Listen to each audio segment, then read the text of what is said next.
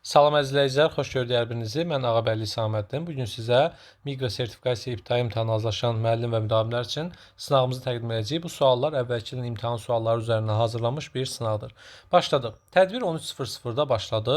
Əvvəlcə aparıcı 14 dəqiqə çıxış edir. Deməli, bizim birinci aparıcımız 14 dəqiqə çıxış eləyir. Sonra 5 dənə tədbir iştirakçısı, yəni 1, 2, 3, 4 və 5. Daha sonra çıxışlar arasında 1 dəqiqə fasilə oldu. En sonda icrası bitirmək üçün aparıcı yenə 6 dəqiqə çıxış elədi. Sonda aparıcımız yenə 6 dəqiqə çıxış elədi. Biz bu məsələdə birinci aparıcının çıxışlarını sayırıq. 14 üstəgəl 6. Yəni 20 dəqiqə aparıcı çıxış eləyib. 5 tədbir iştirakçısı hərəsi 8 dəqiqə. Deməli tədbir iştirakçıları 5 vurulsun 8, yəni 40 dəqiqə iştirak eləyib. Bəs çıxışlar arasında fasilə nə qədərdir? Baxın, fasilələrə saysanız 1, 2, 3, 4, 5 və 6. 6 dənə fasilə var. Hər fasilə də 1 dəqiqədir. 6-nı 1-ə vurdum, elə də 6 dəqiqə. Deməli biz gördük ki, 5 dənə tədbir iştirakçısı var, 2 dənə də aparıcı var. 5 və 2 neçədir? 7 elədir. 7 nəfər varsa neçə ara var? 7 adamın 6 arası var. Yəni 7 nəfər iştirak eləyibsə, deyərsən mənim aparıcı axı bir adamdır. Nə olsun? Biz burada çıxışlara baxırıq. 6 5 dənə tədbir iştirakçısı var. 2 dəfə də aparıcı çıxış eləyibsə 7 çıxışımız var. 7 çıxışın 6 arası var, saya bilərsiniz. Hər arada 1 dəqiqədirsə 6 dəqiqədə bu elədim. Ümumi deməli 66 dəqiqə vaxt getdi. 66 dəqiqədə 1 saat 6 dəqiqədir. İndi saat 13:00-da başlamışdı. 13:00-dan 1 saat 6 dəqiqə sonra 14:06-da bu iş bitəcək. Cavab oldu C variantı. 14:06-ya bərabər. İkinci sualımız. Kassada 1950 manat, 5 manatlıq və 10 manatlıq var. 10 manatlıqların məbləği cəmi 5 manatlıqların məbləği cəmidən 4 dəfə çoxdur. Bu sual 2023-cü ilin imtahan suallarındandır. Diqqətlə baxın. Sertifikasiya imtahan suallarından hətta. Deməli 5 manatlıqlar var, 5 manatlıqlar. Bir də 10 manatlıqlar var, düzdürmü? Deyir ki, 5 manatlıqların məbləği cəmi deməli 10 manatlıqların məbləği cəmi 5 manatlıqların məbləği cəmindən 4 dəfə çoxdur. Yəni 5 manatlıqlar x-dırsa 10 manatlıqlar 4x-dir. 4 dəfə çoxdur. Və bunların cəmi də 1950 manatdır. X-dan 4x-i toplayanda 5x bərabərdir 1950 manata. X də bərabərdir 1950-ni 5-ə böləcəm. Eləyəcək deməli 19-u 5-ə böləndə 3 dəfə 15, 45-in içərisində 90 və 0. Deməli 5 manatlıqların cəmi 390 manatdır. 5 manatlıqların cəmi.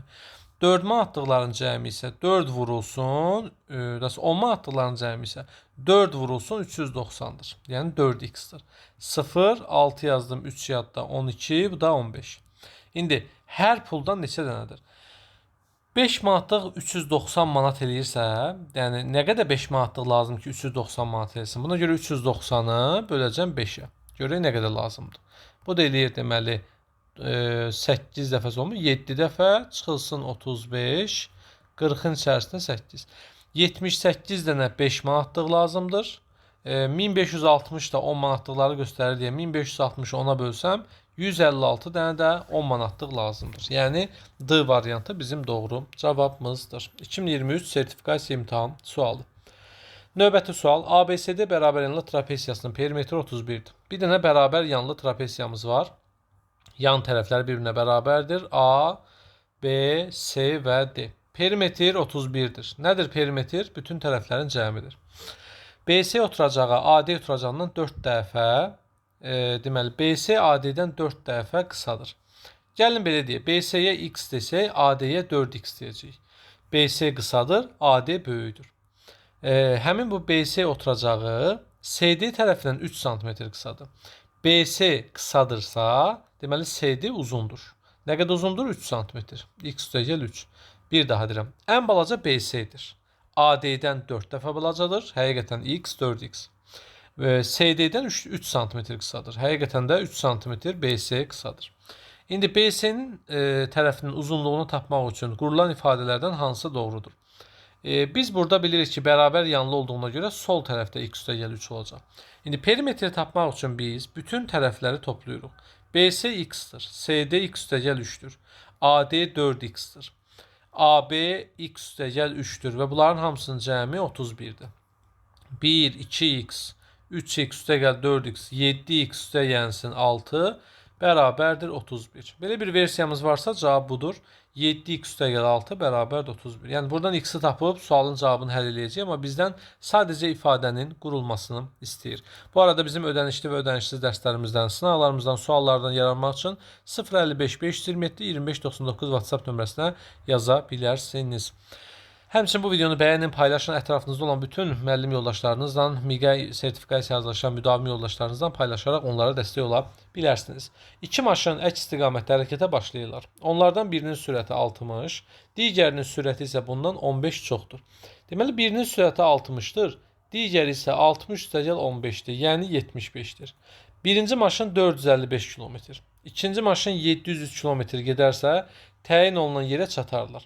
Buna əsasən 7 saat sonra onların təyin olunan yerə çatması üçün qalan yolları cəmi tapın. Bax, birinci maşının sürəti 60-dır.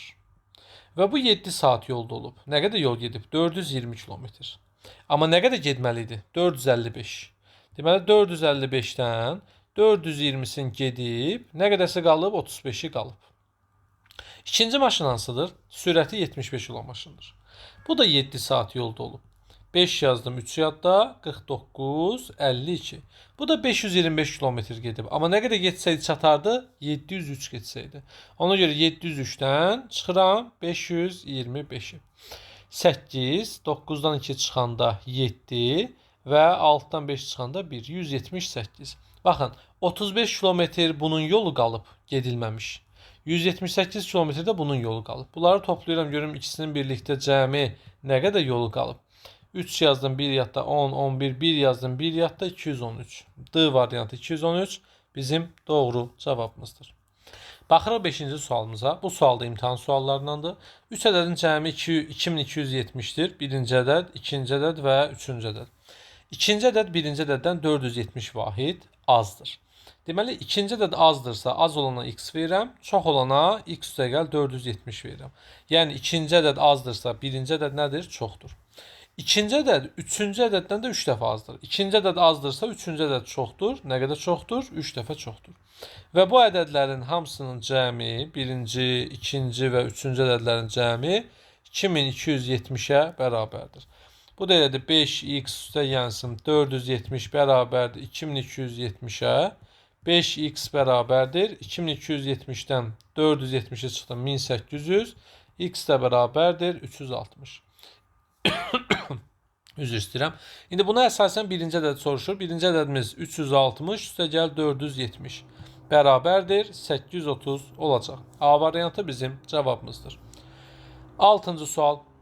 Kater çayın axınına qarşı 5 saata 90 km yol gedir. Deməli 5 saata 90 km yol gedirsə, yazıram axına qarşı T bərabərdir 5 saata, S bərabər 90 km yol gedir. Çayın axma sürəti isə nəyə bərabərdir? 3-ə bərabərdir. İndi mən nə edəcəm burada? Axına qarşı olduğuna görə katerdən çıxacam çayı, vuracam zamana, bərabər eləyəcəm 90-a. Kater çıx 3 bərabərdir. 90-ı böləcəm 5-ə 18. Kater də bərabərdir. 18-in üzərinə 3 gələndə 21. Katerin öz sürəti 21-dir. Amma qaza gəlmirik, çünki bizdən axın istiqamətində olan sürətini soruşur. Yəni 21 üstə gəl 3-ü soruşur. Bu da neçə eləyir? 24 eləmiş olur. B variantı bizim cavabımızdır. 7. Bazarda 5 kiloqram alma və 7 kiloqram üzüm alan Rəhim satıcıya ümumilikdə 12 manat 40 qəpik verdi. Deməli 5 kilo alma üstə gəl 7 kilo üzüm bərabərdir 12 manat 40 qəpik. 1 kiloqram almanın qiyməti 80 qəpikdir. Deməli 5-i vuracam 80-ə. Üstə gəlsin 7 üzüm bərabərdir 1240. 5-i 80-ə vuranda 400 eləyir. 400 üstə gəl 7 üzüm bərabərdir 1240. 7 üzüm bərabərdir 1240-dan çıxacam 400-ü eləyəcək 840. Üzüm də bərabərdir 840-ı bölürəm 7-yə elədi 120. Üzümün 1 kilosu 1 manat 20 qəpikdir. Qaza gəlib A variantı seçmirəm. Çünki 3 kilo üzüm istəyir. 1 manat 20 qəpik vuracam 3-ə. Eləcək 3 manat 60 qəpik. Cavab oldu C variantı 3 manat 60 qəpiyə bərabər. Növbəti sualımız. Televizorun qiyməti avtomobilin qiymətini göstərən ədədin yüzlüklər mərtəbəsindəki rəqəmin mərtəbə qiymətindən 3 dəfə çoxdur. Avtomobilin qiyməti 48.600 manatdırsa, televizorun qiyməti neçə manatdır? Baxın, biz avtomobilin qiymətinə baxırıq ki, 48.600 manatdır. 48.600 manatdır. Televizorun qiyməti avtomobilin qiymətini göstərən ədədin yüzlüklər mərtəbəsindəki rəqəmin. Yüzlüklər mərtəbəsindəki rəqəm neçədir? 6-dır. 6-nın mərtəbə qiymətindən, yəni 600-dən 3 dəfə çoxdur. 600-ü 3-ə vurdum, 1800. Televizorun qiyməti neçə manatdır? C variantı 1800 manatdır. Bu sual 2023-cü ilin MİQ imtahanının suallarındandır. Cavabımız oldu C variantına bərabər. 10-cu sual. Yüzlüklərə qədər yuvarlaqlaşdırdıqda, 4-ə yuvarlaqlaşdırıb 4-ə vurduqda hasildə 3200 alınan ən böyük 3 rəqəm ədədin rəqəmləri cəmini tapın.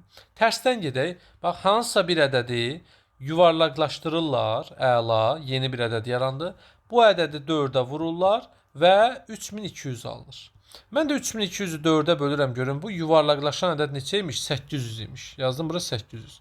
İndi yüzlüklərə qədər yuvarlaqlaşdırıblar və bu 800 alınıb. Bizdən də ən böyük rəqəmlə də soruşur. Yüzlüyə qədər deyirsə, 100-ü bölürəm 2-yə, eləyir 50. 50-dən 1 çıxıram, eləyir 49. Yəni bu ədəd yüzlüyə qədər yuvarlaqlaşdırdıqda 800 alınan ən böyük ədəd 849-dur. Bunun riyazi yolunda demişik, əzbər yolunda demişik, hamısını izah eləmişik yuvarlaqlaşdırma dərs sahəsində. 849 deməli nədir?